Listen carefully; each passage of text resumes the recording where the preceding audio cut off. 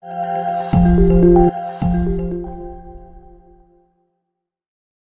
Ibu pernah enggak menengok orang kalau di kuburan itu mencium-cium kuburan? Pernah? Mencium kuburan pernah tengok? Kenapa, Bu?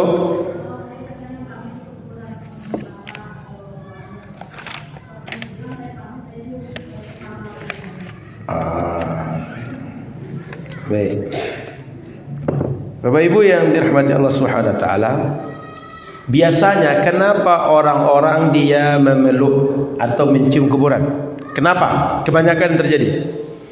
Ini sebagai ungkapan rasa cinta, rasa dekat dengan yang dikubur.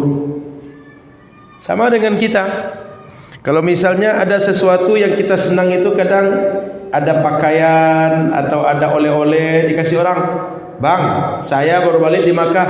Ini baju koko, baju jalabiah tu abang. Jalabiah tu baju macam ini. Apa yang lakukan orang tadi? Apa dibuat dia? Ni ya Allah, alhamdulillah ada sakit. Ya kan? Kadang dipeluk ke badan dia. Betul? Alhamdulillah ya Allah. Ya kan? Betul? Atau kadang anak-anak kita dikasih mainan, kalau nak main itu dipeluk dia, Bi, alhamdulillah sayang Abi dengan abang, kata dia. Betul? Itu lakukan orang ketika dia berjumpa dengan yang dia senangi. Betul? Itu adalah sebuah psikologis yang umum terjadi dengan masyarakat. Sepanjang hidup dia, orang cerita tentang Imam Syafi'i. Imam Syafi'i itu begini, kitabnya ini, ilmunya begini, ibadahnya begini. Sehingga setiap saat asal disebut nama Imam Syafi'i, hebat Imam Syafi'i itu. Macam mana lah Imam Syafi'i itu ya? Tiba-tiba dia diajak ke kuburan Imam Syafi'i. Sampai di kuburan Syafi'i, apa yang dia lakukan? Ya Allah, rasa mau copot isi dada dia untuk mengungkapkan rasa suka dan rasa senang dia. Saya keluar sedikit dari topik ini, real, orang bicara langsung. Ada emak-emak, dia itu pernah mewakaf ke Yayasan Wakaf Umat.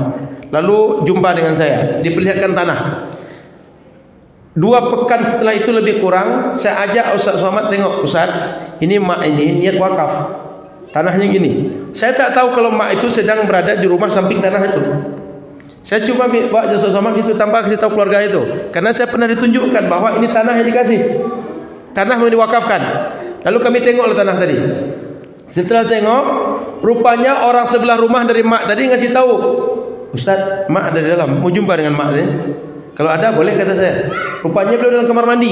Sehingga karena kamar mandi kami tak langsung jumpa, kami tengok tanah. Setelah selesai tengok tanah, baru kami datang ke rumahnya. Dia dah selesai solat 2 rakaat. Mungkin waktu itu karena waktu duha, dia solat duha. Selesai, maka kami datang, Ustaz Somad duduk, saya berapa orang pengurus duduk, saya cerita, ngobrol. Singkat cerita, setelah ngobrol-ngobrol, sepekan 3 hari setelah itu, nelpon saya mak tu. Apa kata mak tu? Ustaz, saya waktu Ustaz Somad datang ke rumah, hati saya tu tak tahu mau cakap apa. Penuh rasanya haru saya. Dah lama saya pengen jumpa dengan dia, tapi baru sekarang saya jumpa. Itu pun saya tak minta, tiba-tiba dia datang di rumah saya. Sehingga tak tahu mau cakap apa.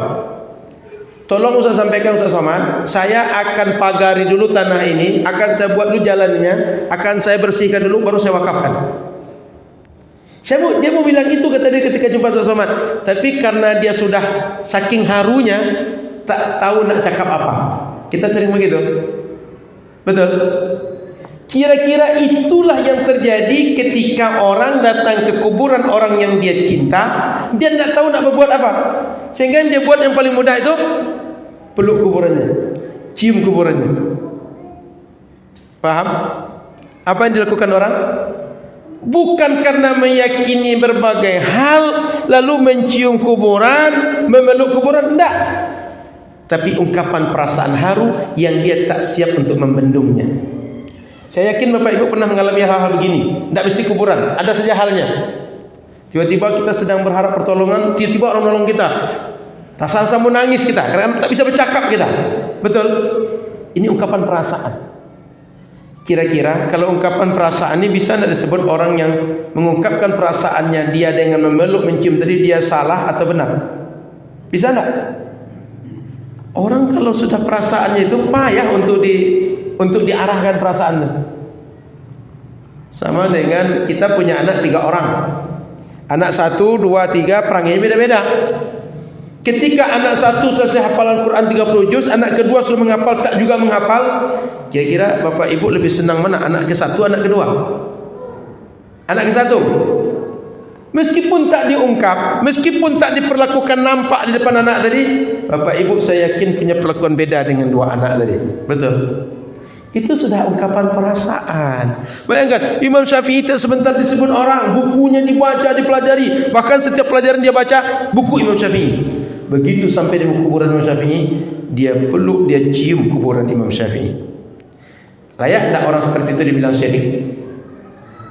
Patut tak orang seperti itu dibilang dia bid'ah? Ungkapan perasaan. Paham maksud saya? Sehingga kata para ulama, ketika kita datang ke kuburan dibedakan 2. Satu, jika bermaksud ngambil berkah. Yang kedua, jika dia bermaksud dari sisi adab. Kalau sisi adab, memang kalau jumpa ulama itu tak patut kita, Ustaz, lama aku ingin jumpa dengan Ustaz, lalu peluk-peluk dia. Peluk-peluk, tekan badannya keras-keras. Kan kalau sayang begitu kan? Itu memang kalau jumpa ulama itu tak beradab kita. Jumpa ulama itu kalau kita sayang dengan dia, cinta dengan dia, cium tangan, itu ihtiram dekat dengan dia. Tapi kalau Ustaznya, dia Ustaz, dah lama saya nunggu Ustaz, baru sekarang jumpa Ustaz. Mana saya Ustaz jawab. Kan kalau ulama bisa itu kan, haru kan, pengen jumpa kan, tapi bukan begitu caranya. Begitu juga ketika datang ke kuburan ulama orang soleh tadi, juga tidak patut untuk seperti itu. Dari sisi adab, dari sisi adab. Tapi dari sisi perasaan dia itu tak bisa dibantahkan, tak bisa untuk ditolak itu. Itu bawaan yang setiap orang dia tak menyadari dengan kesadaran penuh bahwa dia melakukan itu. Itu spontan. Betul? Spontan itu, enggak bisa diatur itu. Mau dibuat SOP bagaimanapun enggak bisa diatur itu tuh. Sudah perasaan. Maka kata para ulama, kalau seandainya dia sekedar dari sisi adab tidak boleh, tapi dari sisi dia mengambil berkah tidak ada masalah. Kenapa?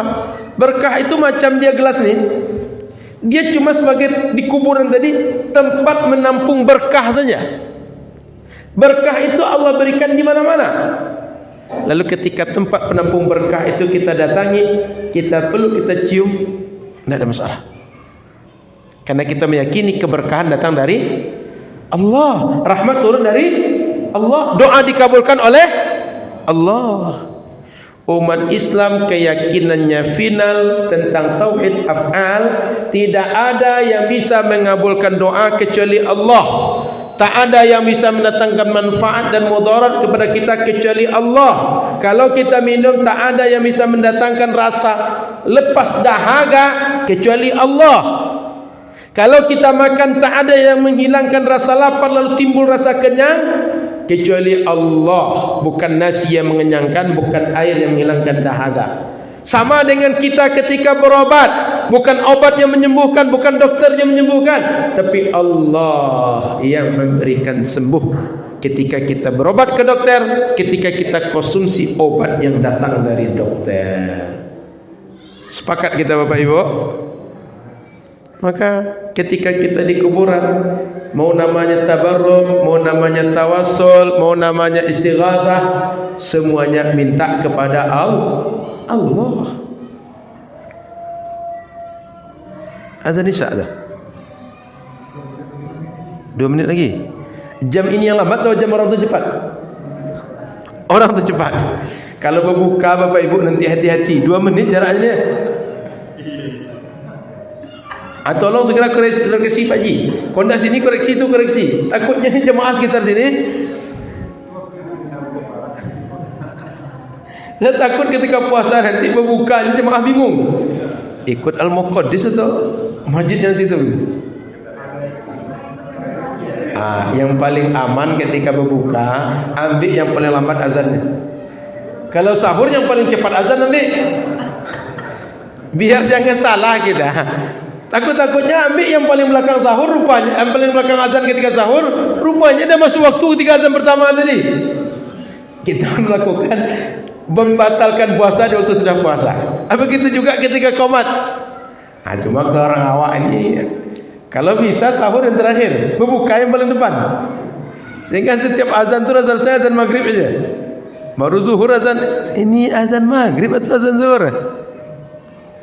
Jadi nanti saya ingatkan hati-hati, karena ini 2 menit jaraknya, bukan lagi sekitar 10 detik, tapi 2 menit. Ini bahaya tu puasa nanti.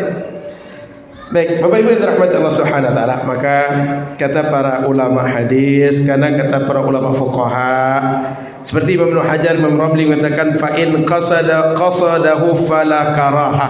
Kalau seandainya dia bermaksud untuk bertabarruk, tidak apa-apa. Wa kata in ghalabahul hal. Begitu juga kalau dia ketika datang itu karena perasaan dia tak tertahankan oleh dia, enggak apa-apa, enggak berdosa. Dia datang itu mencium memeluk kuburan karena tak tahan perasaan dia, tak apa-apa. Kalau dia bermaksud sekedar mengambil berkah juga enggak apa-apa. Jadi boleh. Siapa yang bilang? Imam Ibnu Hajar dan Imam Ramli. Imam Ibnu Hajar dan Imam Ramli ini keduanya ulama fiqih dan ulama hadis. Imam Ramli ini ketika mengarang kitab Nihayatul Muhtaj, kitabnya 400 ulama sudah menguji tentang isi kitab dia, lulus 400 ulama. Kira-kira Wahabi sekarang ini ketika ceramah berapa ulama sudah menguji dia? Paham maksudnya? 400 ulama yang menguji dia. Ketika dia mengatakan boleh seperti itu, wa ajazahu ba'd al-hanabilah, dan diperbolehkan juga mencium kuburan tadi, meluk kuburan tadi oleh sebagian ulama mazhab Hambali. Wa ba'd fuqaha al-hadis, begitu juga para fuqaha al-hadis seperti Imam Zahabi, Imam Al-Alai, Imam Al-Iraqi. Begitu juga kata Imam Ahmad, begitu juga Imam Ahmad kata Imam Zahabi, annahu su'ila an taqbili mimbarin Nabi sallallahu alaihi wasallam wa taqbili qabrih. Imam Ahmad ditanya, Imam, gimana hukumnya mencium mimbar Nabi khutbah di Madinah dan mencium kubur Nabi? Falam yara bihi ba'san. Imam Ahmad menyebutnya tak ada masalah. Siapa Imam Ahmad? Imam Ahmad tadi ikutan dari Ibnu Taimiyah. Ibnu Taimiyah ikutan dari Muhammad bin Abdul Wahab. Wahabi sekarang ikutannya ke atas begitulah. Jadi imam mereka mengatakan boleh. Kok bisa makmumnya mengatakan tak boleh?